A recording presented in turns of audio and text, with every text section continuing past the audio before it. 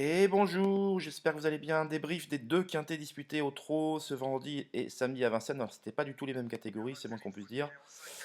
Mais voilà. Donc le quintet ce vendredi soir, vous voyez Goldorak, malheureusement, qui me plaisait bien. J'avais deux outsiders qui me plaisaient bien. L'un était disqualifié au départ et l'autre s'est classé deuxième à 37 contre 1. J'y reviendrai dans quelques instants. Donc Goldorak, pourtant l'entourage avait essayé de régler cette histoire de départ. Il serait beaucoup mieux derrière les ailes de la voiture et malheureusement, ils ont voulu prendre un trop départ. Le cheval s'est précipité et a répondu par une faute. On en saura davantage, ne vous inquiétez pas, mais c'est toujours, faut suivre les chevaux et comprendre toujours pourquoi, dans la victoire comme dans la défaite. Voilà, c'est de l'analyse, du visionnage. Et voilà, on écoute beaucoup les entraîneurs, on joue peu ce qu'ils nous déclarent parce que sinon on va finir à poil, entre guillemets. Donc il faut beaucoup visionner. C'est comme ça, les courses PMU. Et voilà. Donc, bon, une course à relais. Gershwin de Chenu là, vient prendre l'avantage. Kimi dit quoi 3 à son extérieur. Amiral Nelson qui s'est lancé en deuxième ligne va devoir faire le forcing pour prendre l'avantage. Tout à l'extérieur, Harrison du Plessis qui avait voyagé une bonne partie du parcours en 3 4e épaisseur. Le Néo va être contraint, entre guillemets, pour ne pas rester dans cette position indélicate, d'accélérer pour prendre l'avantage. Et vous allez voir que ils vont réussir à doubler plutôt facilement Amiral Nelson qui lui avait besoin d'attendre. Donc les deux favoris, là, Kimi Di Quattro et le 9 Harrison du Plessis vont prendre donc les commandes de l'épreuve sur leur extérieur.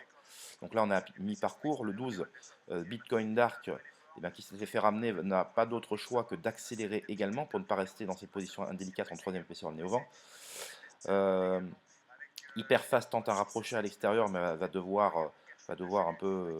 On sent que ça va être quand même pas si simple que ça. Favici Pasmari, qui avait fait un gros effort dans la phase initiale, on sent qu'il a du mal à coller Bitcoin Dark. Vous voyez, il a du mal à garder le wagon de la deuxième épaisseur. Voilà. Nice Present attend à l'extérieur avec des ressources, mais là se fait. Il voit un cheval devant lui qui n'arrive pas à le ramener, donc du coup il perd du temps, il perd du temps, perd du temps. C'est étonnant de la part du le bourgeois qui n'a pas voulu décaler plus tôt. Enfin bon, c'est comme ça. Et vous voyez le cheval le numéro 3 là, Helios Someli, qui est bourré de gaz en dedans, qui doit laisser s'échapper les deux premiers, mais Bitcoin Dark va faire la faute entre ligne droite. Et du coup Helios Someli trouve une ouverture providentielle tardive et va venir bien s'allonger pour finir, pour accrocher une excellente deuxième place. Vraiment une excellente deuxième place. Et j'en profite pour vous dire, voilà, j'étais le seul de la presse à avoir retenu Helios Someli. C'est factuel. Voilà. Et le seul non seulement à l'avoir retenu, à l'avoir mis en dernière minute, mais également à avoir appuyé sur sa candidature en disant quoi? En disant que c'était un entourage qui était très peu chaud, qui était toujours sur la défensive, qui n'allait jamais vous dire, leur étaler leur confiance. Parce qu'ils sont comme ça, ce sont des gens taiseux, aussi bien Mathias Duduy que Jean-Paul Fichot. Alors, déjà, il faut qu'ils répondent au téléphone. Et ensuite, vous voyez, tous ceux qui l'ont eu, moi je l'ai eu. Je voulais en faire un tuyau à la base. Mais quand vous entendez ces déclarations, vous ne pouvez pas en faire un tuyau. Je ne vais pas faire un tuyau sur un cheval où l'entourage vous dit ah ben non, 5 6 au mieux. C'est pas possible. Sinon, on va dire mais pourquoi tu le mets en tuyau? Voilà le problème, le genre de problématique qu'on rencontre régulièrement. Mais après, au niveau du pronostic, je me fais mon avis. J'écoute qui je veux. Voilà. Alors parfois j'ai des contraintes, parce qu'un pronostiqueur a souvent des contraintes, notamment lorsqu'il y a des lignes qui recourent. Et souvent on est contraint de retenir toute la ligne pour X raisons. Voilà. Mais là, tous ces chevaux qui s'affrontaient ce vendredi soir, on peut toujours leur trouver des lignes, il y a quelques sorties, mais ils n'avaient pas de ligne récente à leur actif. Et j'avais indiqué que je m'en méfiais beaucoup. Voilà. Donc j'ai donné le tiercé en 6. Je suis très content. Voilà, une semaine qui a été exceptionnelle en termes pour les quintés, je parle, parce que le reste, il y a toujours à boire et à manger dans les informations. Et surtout, ce que je vous dis, n'écoutez peu les interviews. Moi, je mets du contenu exclusif pour mes souscripteurs, beaucoup d'interviews, enfin des interviews régulières, des informations, mais on s'aperçoit, et ça vous le savez, c'est pas parce qu'un entraîneur est chaud ou un entourage est chaud que systématiquement il fait l'arrivée. Je dirais même, c'est un piège à con. Voilà, les courses, c'est du visionnage, se forger son propre avis. Ça peut prendre du temps pour les néophytes et ça prendra du temps, mais c'est un travail de longue haleine si on veut réussir aux courses. Il faut observer, observer, observer, écouter. Il y a des entraîneurs à force, moi j'ai des contacts réguliers dans toutes les disciplines, que ce soit obstacle, que ce soit plat, que ce soit trop, et je sais qu'un tel quand il dit oui, c'est oui. Un tel quand il dit moyen, machin, je sais qu'en fonction, quand il commence à être un poil confiant, ça veut dire que chez un autre entraîneur, ça sera un gros oui. Vous voyez? Un entraîneur tel entraîneur qui dit non, je peux dire, oula, attention, lui, je me méfie parce que je sais qu'il est jamais confiant, ou alors peut-être qu'il n'est pas très honnête, ou il veut garder les informations pour lui. À chaque entraîneur ou jockey ou propriétaire correspond. C'est un personnage différent, c'est à moi de me forger mon propre avis. Voilà, tout simplement. Mais le meilleur moyen de gagner aux courses, c'est ses yeux.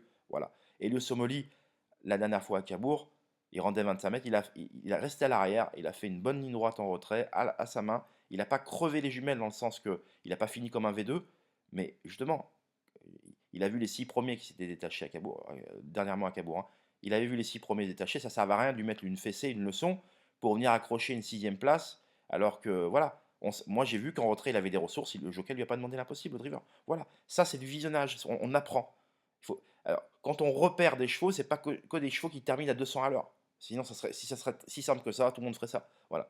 Donc là, voilà, je suis très content parce que le travail paye, voilà, tout simplement. Donc voilà, vous voyez, il vient bien s'étendre pour accrocher la deuxième place à nette distance d'Harrison Duplessis qui gagne alors avec une marge déconcertante.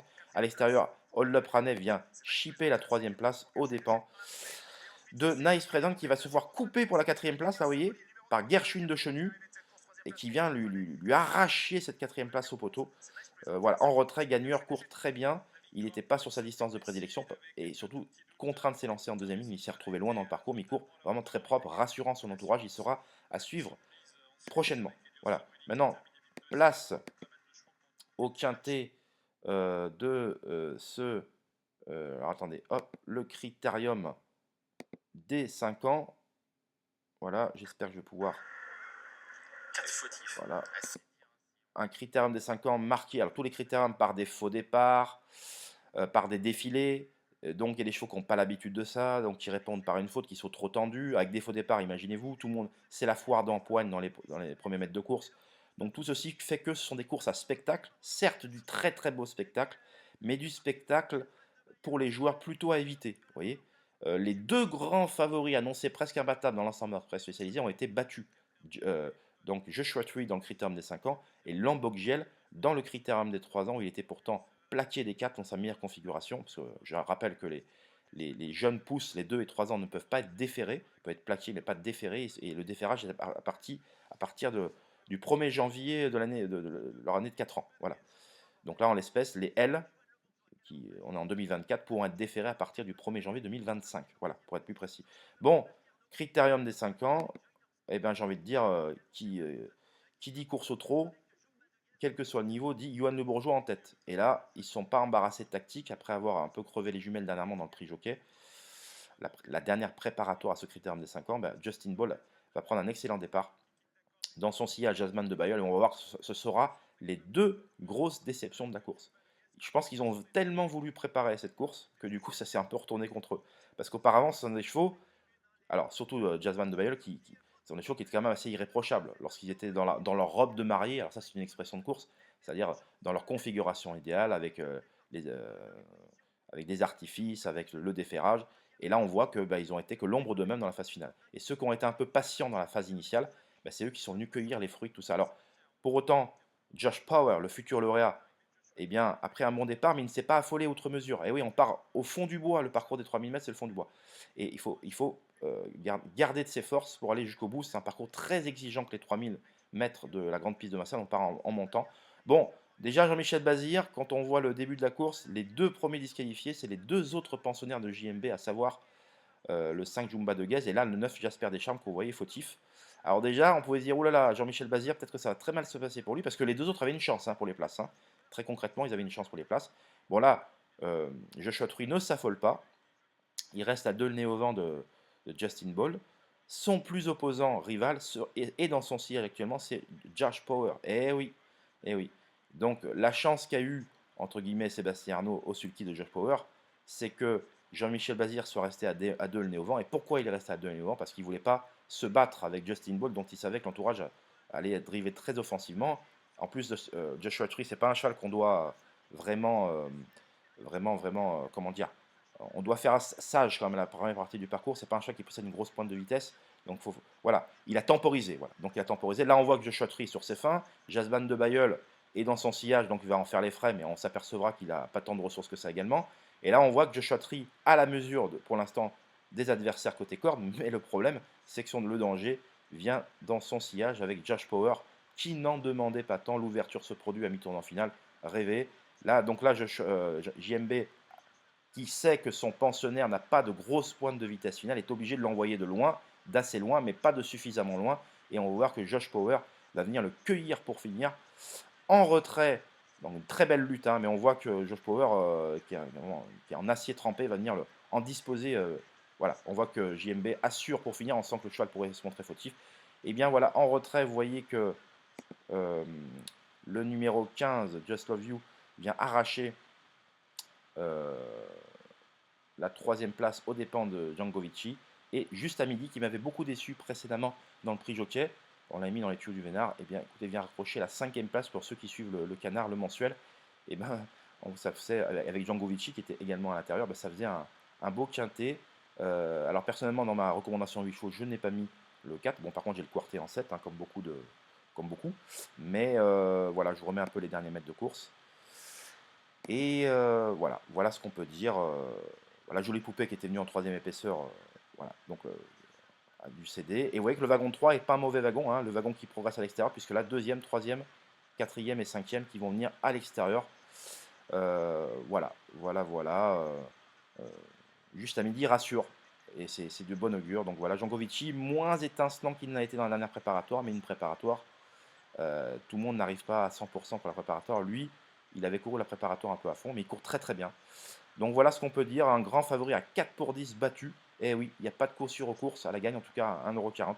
Mais le cheval court de première, je parle de Joshua Tree, et qui aura largement les moyens de prendre sa revanche sur Josh Power. Alors il a perdu la belle, mais il n'a pas perdu la guerre, parce que des guerres, des batailles, il y en aura encore à l'avenir, notamment une participation annoncée dans le prochain prix d'Amérique, en espérant que le cheval soit un peu plus maniable, et en tout cas je pense qu'il arrivera avec une certaine marge.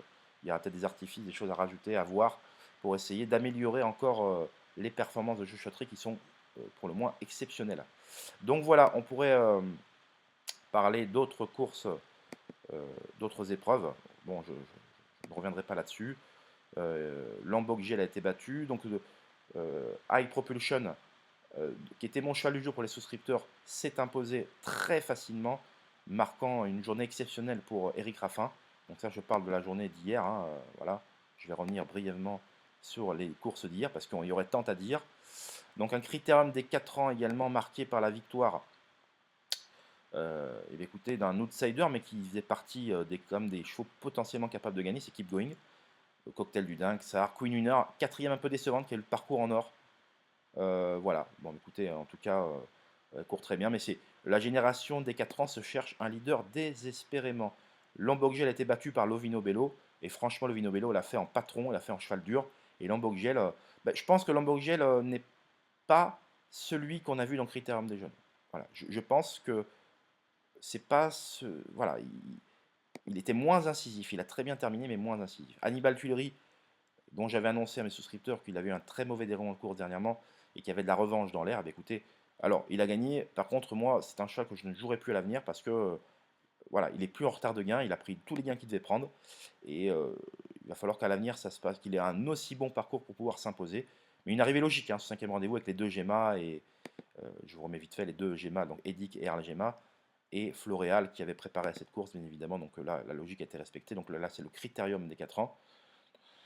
Voilà, et je rappelle également que Jean-Michel Bazir craignait beaucoup Just Love You. C'est l'information que j'avais envoyée il y a quelques temps à mes souscripteurs. Et donc Jean-Michel Bazir qui est pote avec Laurent Claude Rivard, et donc ils ne sont pas trompés. Hein.